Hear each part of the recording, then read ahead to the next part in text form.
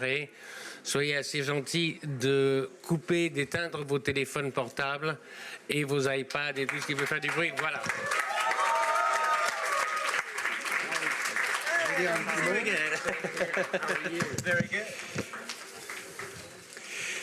Bonjour à tous. C'est un petit peu Good morning, inhabituel. everybody. It's not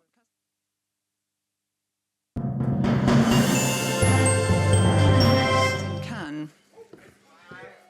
Nobody is listening to me. He's listening to me. Combien de temps tu leur donnes? Une minute? 2 minutes? 2, 3, finis ton discours. Non, non, je le ferai après. OK. Okay, thank you. Thank you very much. Photographers, please withdraw and flatten yourselves, as it were, against the wall so that you don't block the view of the people who are here and who've come for the press conference. Thank you very much. I was saying, good afternoon. It's not customary to have a press conference with a director who hasn't come to present a film, not a contemporary film. But as you know, this evening we're celebrating the 20th anniversary of Pulp Fiction, which was a very important date in the history of the Cannes Film Festival. Also, we have the re-release of the film in many different places. I wanted to specify, because that may be linked to your questions, that Pulp Fiction this evening will be the only film in the festival projected using 35mm. Everything else is DCP, digital, but obviously we wanted this film to be shown in 35mm. Second, Quentin will be on stage at the Amphithéâtre Lumière tomorrow evening to finish the festival with the restored copy of For a Fistful of Dollars, when we pay tribute to Sergio Leone and celebrate the 50th anniversary of the invention of these Westerns, and to show the fervor he had in terms of having Westerns recognized. We thought you'd be interested in chatting with him. That's why we organized this press conference. Thank you very much for having come in such large numbers. Over to Henri and Quentin. Okay, hello everyone. Introductions will be swift. Quentin Tarantino. As Thierry just put it, there are almost 2 reasons for your presence here today, the third one being the pleasure of having you. But one, Pulp Fiction is going to be screened in 35mm on film stock, as it actually, and you are also to pay tribute to Sergio Leone and the birth of spaghetti western with the screening for closing night of Fistful of Dollars. Okay, let's start with Pulp Fiction, which. Actually, let's start with the Fistful of Dollars for a second. Okay. One of the things that I think is so special about this screening and having it close the Cannes Film Festival is the fact that to me, it means much, much more than the 50th anniversary of the birth of the spaghetti western. To me, the 50th anniversary of Fistful of Dollars means not just the birth of the spaghetti western, which is undoubtable, but it's the birth of genre action cinema as it's become to be known ever since the event of Fistful of Dollars, where music was presented not as background, but as foreground. And even more importantly, the movie was cut to music, which had really never really truly been done before, except in rare circumstances, like maybe Preston Sturges' Unfaithfully Yours or something. But the thing is, what we all associate with kinetic genre action-making cinema was pretty much born the day Fistful of Dollars was born. Now the second part, which was my first part, was Pulp Fiction. It got the Palme d'Or in Cannes. I'm not sure, I may be out of line, but it may be the last American film that had the Palme d'Or. Correct me if I'm wrong, guys. And Michael Moore, yeah. Which you gave him. The deck was kind of stacked, maybe. Those damn American jury presidents. There you go. You got it from Eastwood, Michael Moore got it from you. And Terry Malick. Ah, there you go. Okay, you're not responsible for that one. Yeah. That's true. Now, the film is going to be shown in 35mm, which is, in a way, you're asserting your position vis-a-vis film stock. Mm-hmm. Could you expand on that? Yeah, as far as I'm concerned, digital production and DCPs is the death of cinema as I know it. It's not even about shooting your film on film or shooting your film on digital.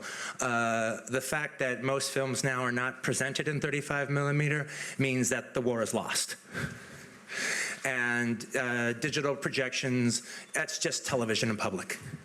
And apparently the whole world is okay with television in public, but what I knew as cinema is dead. Okay, we'll take question from the audience.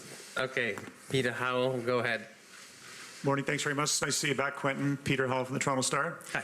Well, in the 20 years since Pulp Fiction, and of course Reservoir Dogs before that, you've been endlessly copied, imitated, parodied. Do you take it as homage or do you take it as theft? And please discuss. No, I take it absolutely as homage. You know, some of them I like more than I like others, but I've always, early on when I would see kind of the movies that kind of seemed like to be based on either Reservoir Dogs or Pulp Fiction, I was a little too shy to actually, or I thought it would be too presumptuous to think they were taken completely from me. And admittedly, a lot of the films that got labeled with that label, it was less they were pretty much, sometimes it was less they were stealing from me than it was the atmosphere of the time. It was, you know, there was an atmosphere at that time, and that's why there was a lot of films that came out right after me that couldn't have been influenced by me. It was just a movement in the air, like when the expressionistic paintings started coming out. It's not like a bunch of artists got together and said, hey, let's paint expressionistically. It was the fact there was something in the air. I happened to be one of the first ones out of the gate, and so thus I reaped the benefits. But I've always, you know, especially you know, going back to the Sergio Leone idea, the fact that he started an entire movement, an entire genre, I always thought was a great testament to him. And for a while, for about 10 years, I think I maybe influenced the crime film in a similar direction. Question here, then over there, then here. Go ahead. The gentleman with the red polo shirt. Yeah. Okay, sorry. Lui, puis lui là-bas. Okay. Go ahead. No. The guy right behind you, and Hello, he's already Mr. standing up. Tarantino. Yi Xiong Kang from Stina.com. So, continuing to the previous question, I think Pulp Fiction was your sophomore or junior feature film. And you were kind of the only few of people in the world knew you, and you had prepared to stun the world with your following picture, which was Pulp Fiction. You did it successfully. And nowadays, you've made so many great films. You're laureate of Oscars and Ballon d'Or, and people just take it for granted that you made great films. And it seems much harder and harder to meet people's expectations. So what do you think fame means to you, and does this mean that's really more and more pressure when you make a film now, compared with 20 years ago? Thanks. Oh, wow. Well, one, there was a whole lot of compliments buried on the surface of that question, and I thank you for those. You know, frankly, is there more pressure? It's not a pressure I ever feel, because to me that should always be there. I want people to expect a lot from me. I want people waiting with great anticipation for my next movie. I knew growing up the directors that I felt that way about. I mean, when Brian De Palma would come out with a new movie, for the whole first 2 weeks before the movie opened, I would count it down. I would count down the days. You know, that week before Scarface opened, that was Scarface week. And, you know, 6 more days till Scarface, 5 more days to Scarface. Then I'd start having Scarface dreams. When I would imagine imagine, which was kind of easy to do because I'd already seen the Howard Hawks movie, so I kind of had an idea of what I was going to see. And then the new De Palma movie would open. I would go and see the first show, first day, and no one could go with me. I had to just see it by myself. Then I'd ruminate about the film all day long, and then I'd go and see the midnight show that night, and then I could actually have some friends with me. But that kind of excitement for a filmmaker is one of the things that keeps filmmaking alive and vital. Just the way, maybe during Bob Dylan's time, you waited for his new album, or somebody else's, or Norman Mailer's time, you waited for their new book. So that I don't consider that pressure. I consider that a luxury, that I actually have people who like my stuff and are waiting for the new one. I wouldn't want it any other way. The opposite of what you're talking about is I'm making a movie and no one gives a damn, and it opens up and no one cares. That would be horrible. No, but I can understand the gentleman's question. In Reservoir Dogs, someone bit someone else's ear. Mm-hmm. Fair enough. Much later in Grindhouse, you have a car crash and members flying everywhere.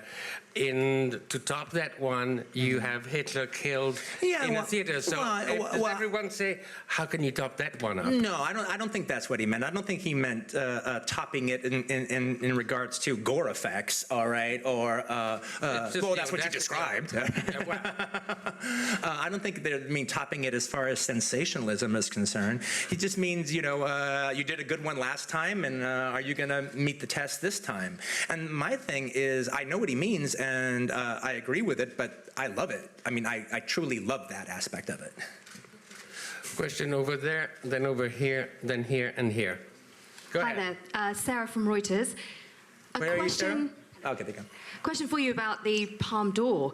I wondered, how important is it for a director to win that award?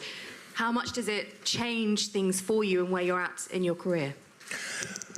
Well, the most important thing about winning the Palme d'Or isn't so much as far as as far as your working career is concerned.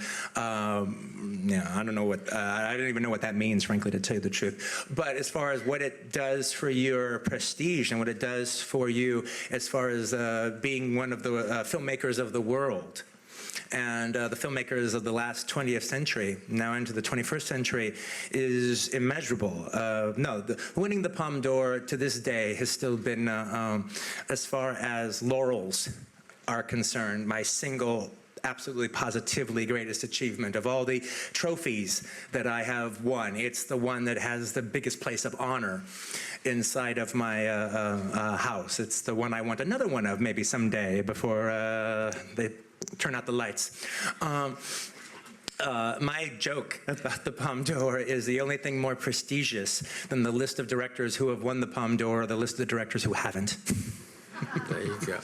Question over there, then the lady here, then the gentleman here. Go ahead. Bonjour, Aurélien, Canal+. Mr. Tarantino, Jean-Luc Godard has insulted you as a poor man and faquin, that means a man without any value. What do you say about that? Well, I can't believe that he said that, so unless you can actually prove it to me or he says it to myself, then I'll assume that you're exaggerating. Okay. Hello, I'm a Serbian journalist, and I want to ask you, are you heard about Serbian floods? Serbian floods, it's catastrophic on Serbian people. No. No. Can you send support for Serbian people? Can we deal with this? Yeah, that's later? a political thing, and that's not what we... Support Later. Serbia. Thank you very much. Ma'am, would you be so kind as to give the microphone to the gentleman sitting next to you? Thank you. Bonjour, Igor Guskov, Radio Europa Plus, Moscow, Russie. A question from Moscow in Russia. I am very happy that you love cinema so much. I would like to ask a question on your specific love. You have a collection of films. I read an interview by yourself when you came to Lyon in France for the Lumière Festival. You received a great award, and you said at the time that you collected films So you want to buy films on 35mm, and how many films do you have in your collection? And do you have time to see your films on 35mm at home? I've never counted how many prints that I've had, because I don't think I quite wanted to put my obsession under that harsh a microscope. So I actually never count them. I don't know how many I have, but I have a pretty terrific 35mm collection and an even bigger 16mm collection, and I screen them all the time. I'm always, I'm always watching movies and everything, and actually part of the way. One of the nice things about my life is because I've done fairly well in cinema, it's actually afforded me a chance to kind of almost live an academic's life. And so my feeling is that I'm studying for my professorship in the history of world cinema, and the day I die is the day I graduate. And what I'll do is I'll just get on a kick of study of some sort, whether it's a director whose work I'm not familiar with, like say maybe, I don't know, Dorothy Arzner or somebody, or a director I decide to rediscover like George Roy Hill, or it's a genre of cinema or a country cinema, and then I just explore it. And I just voraciously watch them and make notes on them, maybe for a future book, maybe for a future study, or maybe just for my own edification. And I take that to its logical conclusion till its end, and then I put those notes away, and my head is now filled with new knowledge, and then I wait for the next kick to hit me, and to be able to actually do this again, as I say. Now that everything has become digital, for me to actually be able to screen movies in my home, in my own theater, watching them 24 frames a second is a joy I wouldn't be able to partake in if my situation hadn't have allowed it. But like for instance, it's like, one of the things that was so wonderful, especially about being like in Paris, was going to streets like the Rue Champignon that have all the cinemas and showing all the films there. But when all of a sudden, they have a re-release of, say, Godard's Breathless. All right. Well, if you're showing a new print of Breathless, or hell, even an old print of Breathless in a cinema, well, that's worth leaving the house and going out and going into a theater to watch it. But to watch a digital version of it, well, my criterion is just fine. I don't need to go and watch television in public. So I don't see any reason why to leave the house when home theaters are so good, and the presentation on these digitals, on the DVDs are so good. Why would you go and see that at the theaters? All right, 35mm, which most people don't have in their house, well, that's a reason. Question over there, then there. Sir? Hi, Brian Johnson from Maclean's magazine in Canada. Quentin, I just wanted to follow up on that categorical statement. This refers to what you were just saying moments ago, but that digital is the death of cinema. Could you elaborate on why the experience is so fatal, as far as you're concerned, as a public experience? What is it about seeing a film digitally that makes it TV-like?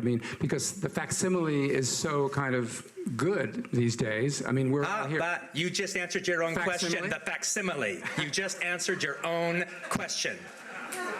Okay. The real question then, if this is the case, what can we do to bring cinema back to life? Well, I'm hopeful that we're going through a woozy romantic period with the ease of digital, and I'm hoping that while this generation is completely hopeless, that the next generation that will come out will demand the real thing. And the way after 20 years albums are slowly coming back, I'm very hopeful that future generations will be much smarter than this generation and realize what they've lost. Question over there. Hello, Mr. Tarantino. Eric Kench from Cinema Editor Magazine. Where are you, sir? Over here. Oh, okay. There. I've noticed both in yours and Leone's work an intense focus on the art of building a scene through editorial. I was wondering if you could comment on the effectiveness of Leone's editing style as a director. Oh, yes. Well, one of the things that I made an alluded to before was the fact that it was people like Leone and his talented compadre, the other Sergio Corbucci, that as far as I'm concerned, really were the first true directors to specialize in not just having scores that led sequences and enveloped entire sequences, as opposed to, what forever had been known as just movie music, but truly like opera coming into it, was the fact that they cut to music. And once that genie got out of that bottle, it was never put back again. It's one of the reasons why a 3-hour movie like Good and the Bad and the Ugly, I saw Good and the Bad and the Ugly, like I think in its 1968 theatrical screening when I was, 4 or 5. I loved it. Did I understand it? All of it? No, I didn't. But I loved it and was completely taken with it. And I've actually screened that movie. I actually screen Good and the Bad and the Ugly almost every time I do a new movie when we have movie night on my cruise. And people bring their kids to go see it. And men in particular like to bring their sons. It's a wonderful bonding movie for a father to watch with their boy. And the kids love it. I mean, it's completely foreign to them. They don't even know who Clint Eastwood is. But they're caught up in the spectacle, and they're caught up in the music and the bigness of the visuals. And frankly, but one of the things that they're really caught up in, even though they can't understand it, is the editing. And, that final bull ring scene in Good and the Bad and the Ugly, for me, is the finest moment of cinema. That is my favorite moment of cinema.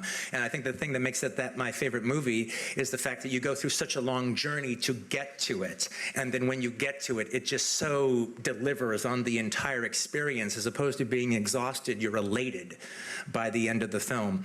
But to see that kind of editing in the forefront, which would, a case could strongly be made that Leone influenced MTV, and you can really strongly make that case. But it is actually interesting, with the exception of oddball examples, like I said, like something like Unfaithfully Yours or Every Once in a While. If movies were edited to music, edit happens as the cymbals crash here, it was always an anomaly. It was always almost like a dream sequence or something. It wasn't just the way it was. It wasn't just the vocabulary. But with Leone, it became the vocabulary. It's one of the reasons why you can show a Leone movie to a group of cinema students and who've only heard about it as an abstract name. And while they respond to this other movie and that other movie as they will, the students completely respond to Leone because they see him as a modern filmmaker. Question over there, then this person, then the two people here. Go ahead. Hi, I'm Zia from Daily Star in Bangladesh. I thought your favorite movie is Battle Royale, not Sajil. Battle Royale was my favorite movie of the last 20 years. Oh, it changed. Right, but my main question is about music. You seem to choose music from other movies, or you don't make your own music most of the times. Yes. Is there a reason for that, and how does Ennio Morricone affect your thinking of music? Thank you. Yeah, I don't. I usually don't do an original score because basically I don't want to hire some composer who I've never met before and entrust them with the soul of my movie. I don't trust anybody that much when it comes to my movie. So if I choose the music, it's as if I'm choosing it. It's my choice. I'm not waiting for the 11th hour for somebody to show me the soul of my son. I'm choosing the soul of my son. And how I feel about Morricone is pretty evident by how many tracks I haven't stole them. I've paid for every single one of them, and he has sold them to me. So there's no stealing involved. I pay for them. All to your right over here, Quentin. Amen. Hi, Tom Westerholt from Berlin, German radio network ARD. Tim Roth just told me a couple of days ago that you guys had so much fun doing the script reading of The Hateful Eight. We had a blast. So a question about it is, what did you learn for yourself about this unpleasant leaking thing, and how big is our chance right now that you're still gonna bring it to the big screen within the next few years? Well, you know, the thing about the script reading, it was a lot of fun. I might, I don't know if I'll do it. I might do that now on every script that I intend to do. I don't know if I'll do it maybe that publicly. All right, but there was something kind of wonderful about actually committing to a full-on reading and having 3 days of rehearsal on it, and to actually explore the material, and then just hearing it out loud. I was working on a second draft of the script at that time, and what I learned was immeasurable. It was really, really wonderful. I don't know if I could do it on. I don't know if I'd do it publicly on something like maybe as big as Django was, because this was actually a fairly short script, and it was a long evening, but it was a fun one. About its history, we'll see. I'm still writing the script right now, so right now I'm just in the. I have calmed down a bit from the knife in the back wound is starting to scab. And I have calmed down on it.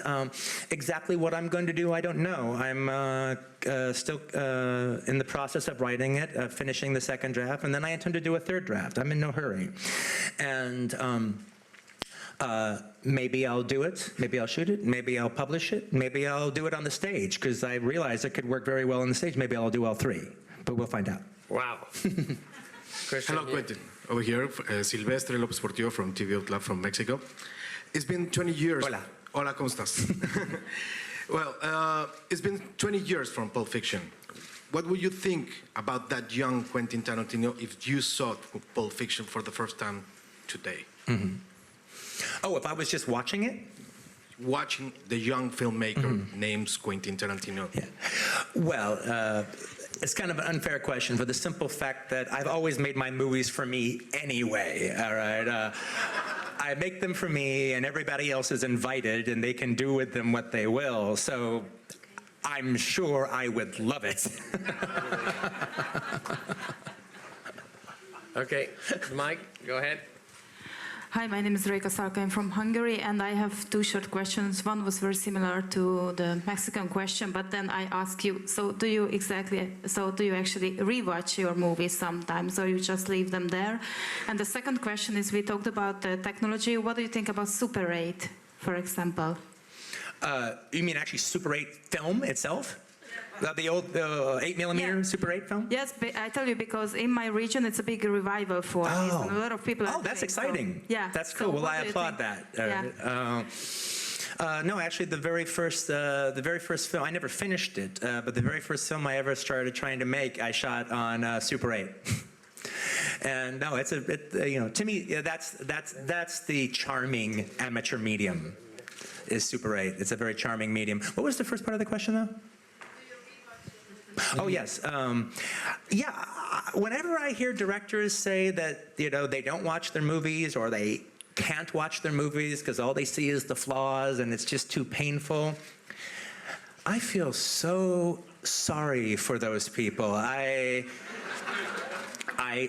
How can you get up in the morning? How can you do what you do if you think your stuff is so shitty?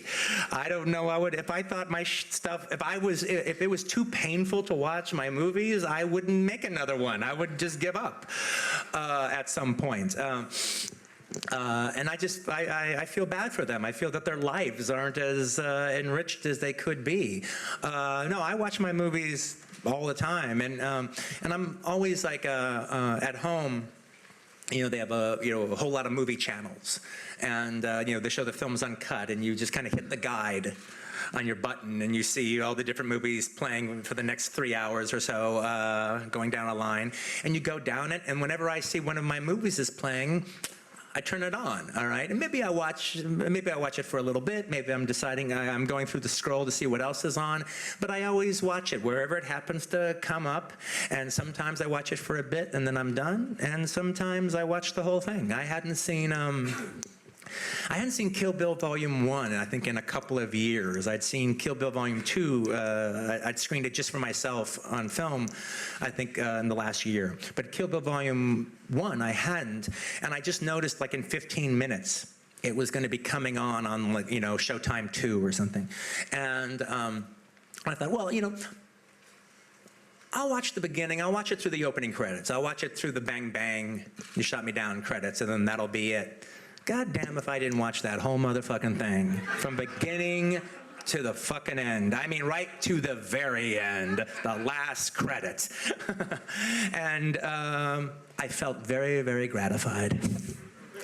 Well, to pick up on the lady's question, recently, at least since Close Encounters of the Third Kind, directors seem to sometimes be adding or altering or changing or expanding their own work. So for us filmgoers, sometimes it's when will we have the definitive object, if that still stands as an idea? Have you ever been tempted to expand, re-edit, reassess Reservoir Dogs, Pulp Fiction? No, the answer is no. I mean, and your Close Encounters example is a very good example. I like the original version. I'm not a fan of the special edition. When they actually came out, and then when he pulled on video, on VHS, when he pulled the original version, so you could only get the special edition, that was a real drag. But actually, like, I think when I first got a Laserdisc machine, the first thing I got was Close Encounters, because they actually had the original version again. And you know, then to watch the original version again and see Robert Blossom at the press conference, I've seen Bigfoot. All right, oh, it's back. Great. It's like an old friend. No, my joke, for the most part, through most of my career, has been, no, I don't later do a director's cut. My director's cut is the first time. My director's cut in America plays in 3,000 theaters, not on some ghettoized DVD as an afterthought. Lately, there are a couple things I could do that I'm actually kind of, that I would be interested in. I mean, you know, there is Kill Bill, The Whole Bloody Affair, you know, which is different than the two movies put together. All right, but that's always, but at the same time, I always kind of I made those at the exact same time. Kill Bill, The Whole Bloody Affair, and Kill Bill Volume 1 and 2 were all made at the exact same time with me and Sally Minky while we were doing the films together. So that wasn't kind of going back. That's just if the movie had been one, this is what it would have been. And then I actually changed it a little bit to split them up in half, to make them work as individual experiences. But the one example that I might do something like that with is I have about 90 minutes worth of material of Django that hasn't been seen. And so my idea, frankly, is to cut together a 4-hour version of Django Unchained, but not show it like a 4-hour movie, cut it up into hour chapters, like a 4-part miniseries, and show it on cable. Show it on the cable televisions. You know, just like an hour at a time, like a chapter. You know, 1, 2, 3, 4, and it would use all the material I had, but it wouldn't be an endurance test. It would be, like I said, like a miniseries, and people love those. And it's funny, you know, you present somebody with a 4-hour movie, and they roll their eyes. I don't want to watch that. But then you actually show them a 4-part miniseries that they like, and then they're dying to watch all 4 episodes in one go. So that was kind of how, and that's how I thought it would work really good, is like a 4-chapter story. We'll take a few more questions. Who has the mic here? Go ahead. And then here. And let's not forget Chaz. Okay. Where is she? She right there. Oh, God. I'm sorry, Chaz. I didn't see you. Ok, bonjour. Bonjour. Par ici, Monsieur Tarantino. He's over there. Oh, okay. Ok, mais tout d'abord, avant de poser une question, First of all, quand même dire un grand before my bravo à Laurence question, Bender, I would notre like producteur, to parce thank que Lawrence on- Bender, sur your les producer. producteurs, en tout cas, un grand We merci. often Je pense qu'il est dans la forget salle. producers. En tout I cas, think merci à he's here Laurence in this Bender room. de vous So avoir thanks a découvert. lot for having Ma question for having est discovered you. simple. My I would question. agree with that. Merci beaucoup, Laurence Bender. Voilà, bravo, on applaudit. Bravo. Stand up. Stand up, handsome. Bravo, thanks. Bravo.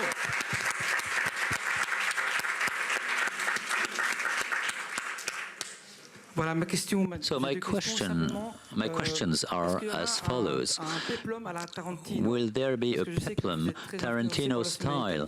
I know you've been under the influence of Italian cinema. Will there be a Spartacus or Gladiator in Tarantino style? And in which way your Italian origin has influenced your cinema?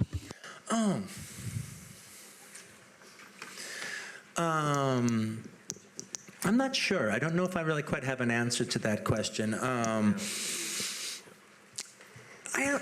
really doubt that it's my Italian I mean, who knows? It could very well be. I doubt it because I wasn't raised around any Italianness.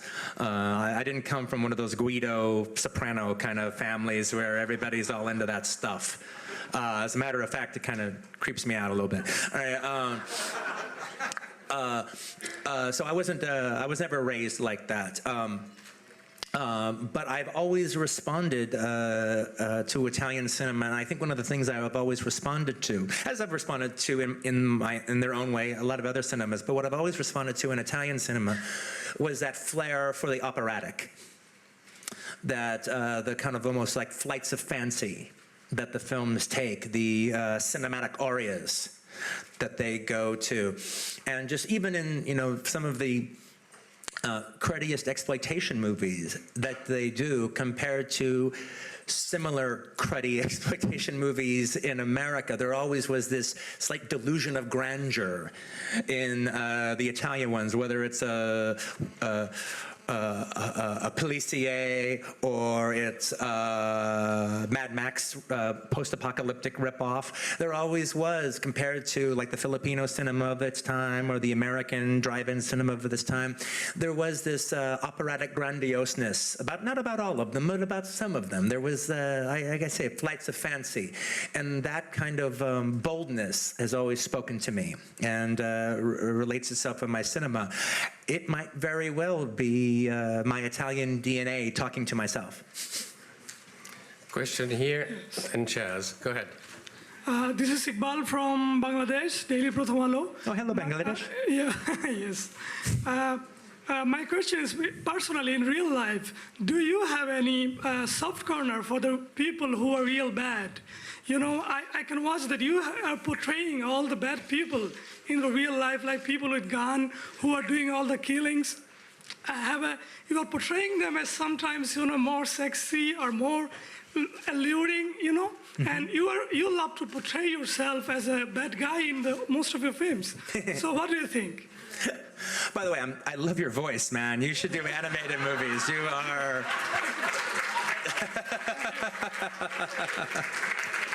If anybody's here from Pixar, get this guy's number. I'm not making fun of you. I appreciate it, mate.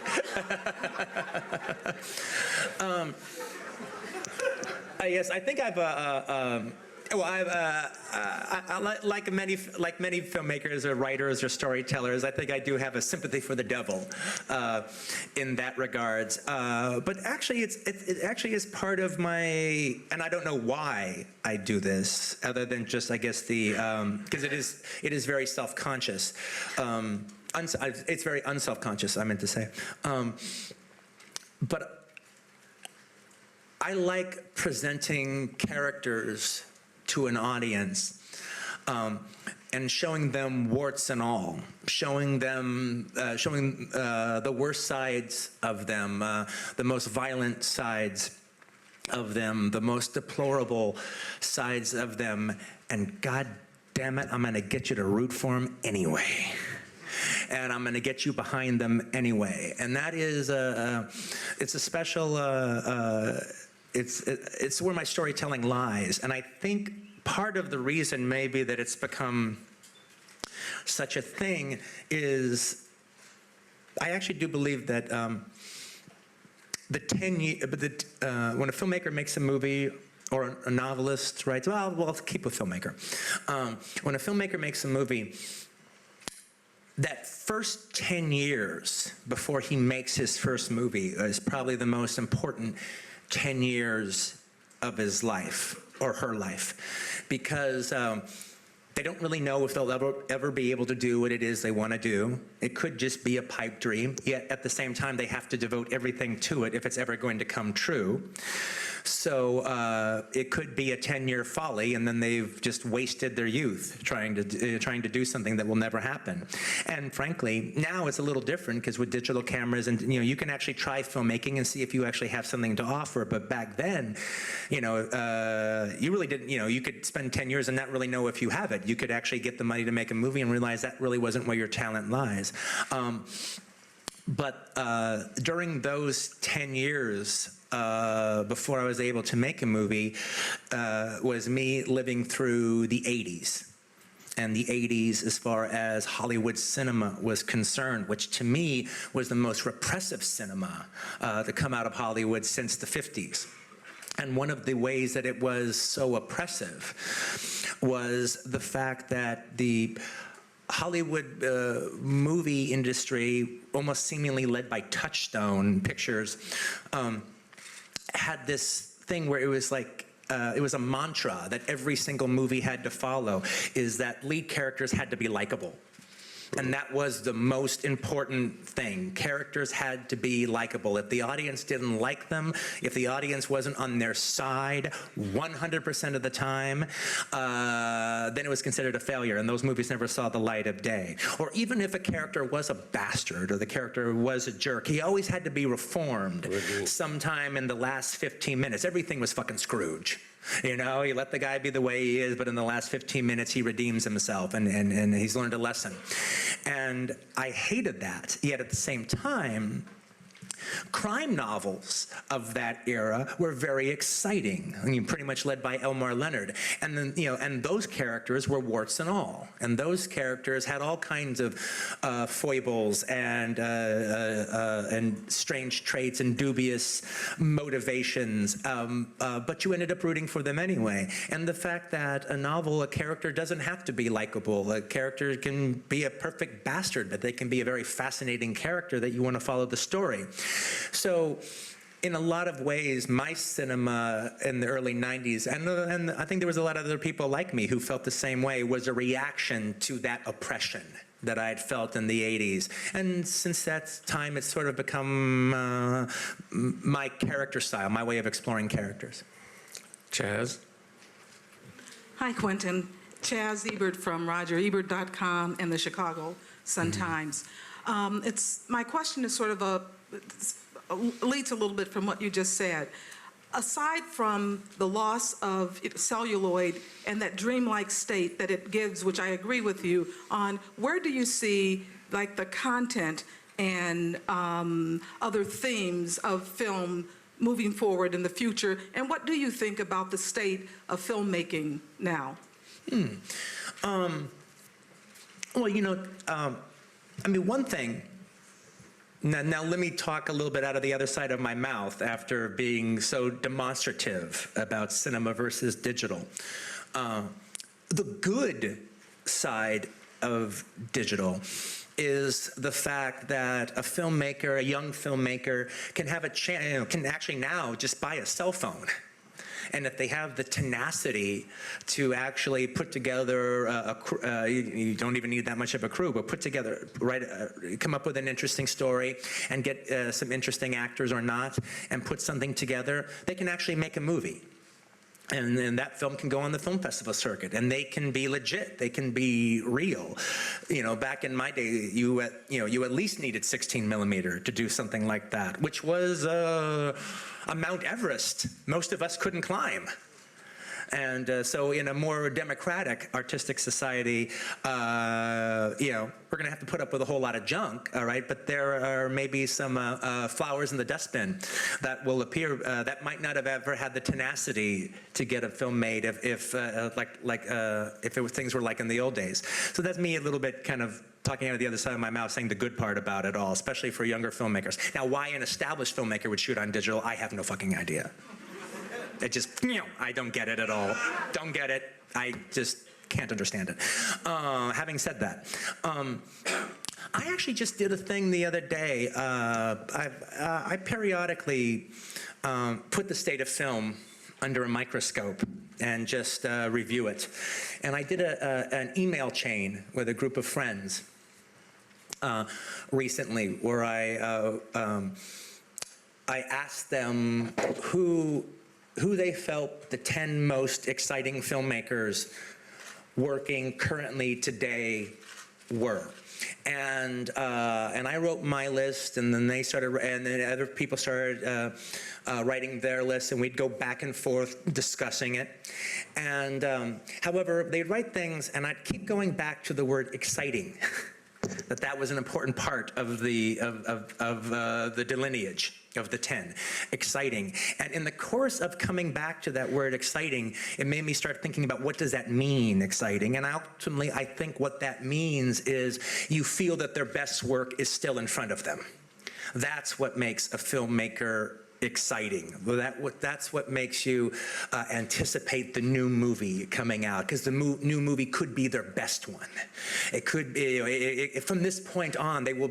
That will be the new barometer in which they're judged. Now, we can be wrong. Their best movie could be behind them, but we don't know that, and we don't feel that. So where there still is an excitement towards their work, as opposed to an older filmmaker who's terrific, and you still want to see their movies, but you're not expecting it to be as great as their best movie, and that level of excitement. The same thing with any musical artist. There's their time, and you're plugged into them in their time, and you can still see you can still enjoy and enjoy their work when they're past their time. But there's nothing like their time when it's really exciting, and so it was interesting to see some of the different opinions of people I respect and that I enjoy talking with back and forth. And it was actually kind of interesting. Only 2 filmmakers were on everybody's list. And the 2 filmmakers that were on everybody's list was David Fincher and Rick Linklater. They were on everybody's list. Fincher and Linklater? Yeah, Richard Linklater. Richard Linklater and David Fincher. They were the ones that were on every single person's list. Everyone else, this one had this one, that one had that one, this one had this reason for that, and that one had this reason for this. To me, the fact that Pedro Almodovar would not be on everybody's list is a mystery to me, but it wasn't. But it was on my list, for sure. But it was interesting to see who were the 2 that crossed over all lines. Intriguing. On that note, I'm afraid our time is up. Quentin, thank you very much for being here. Oh, wow, thank you.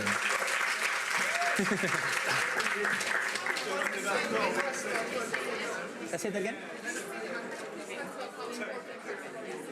Oh, I think it's a very important festival for cinema, and it's a lovely place for cinema. Do you have a pen?